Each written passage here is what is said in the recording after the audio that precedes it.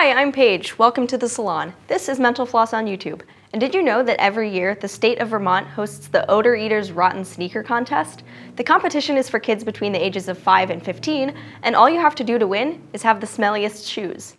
The judges take how worn the shoes are into consideration as well, and the winner receives $2,500. And that's the first of many of the weird awards you can win that I'm going to tell you about today.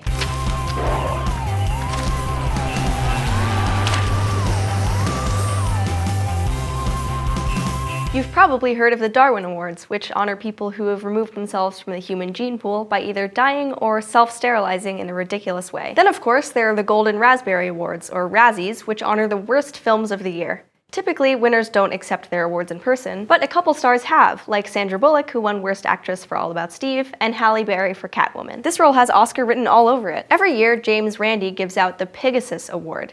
Randi has become a famous skeptic of the paranormal after retiring from his career in magic as the Amazing Randi at the age of 60.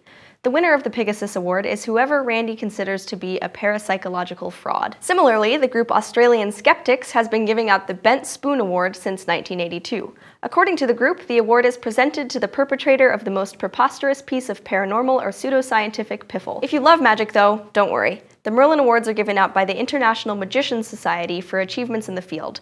Past winners include David Copperfield, Siegfried and Roy, and Criss Angel. Then, of course, there are the Psychic of the Year Awards, given out by the Australian Psychics Association. They're voted on by the members of the association, which makes me wonder, why do they even vote if they can predict the winner? Every year, the website We Love This Book gives a book the Diagram Prize for Oddest Title.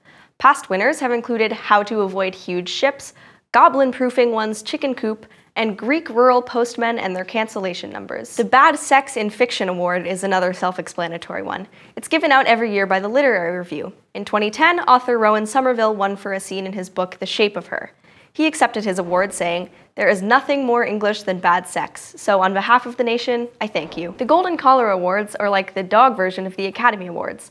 Dogs can win for being the best in one of 5 entertainment categories: theatrical film, foreign film, television series, reality television series, and direct-to-DVD film. Since 1903, the Tour de France has acknowledged the Lanterne Rouge, the person who comes in last place. The distinction is named for the red lantern that typically hangs on the caboose of a train.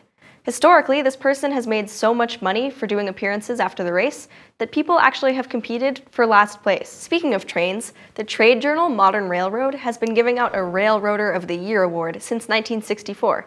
It's given to an excellent worker in the industry. And the trade journal Railway Age gives out the Regional Railroad of the Year award for railroads with particularly good customer service and innovation.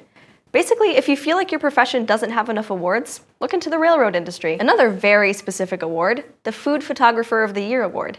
They take applications and had over 5,500 of them in 2013. The cool part? The competition partners with charities like Action Against Hunger. In 2003, Cabinet Magazine held a contest for the most phallic building. Here are some of the nominees. But the winner was the Ypsilanti Water Tower. The Bad Writing Competition is run by the Journal of Philosophy and Literature.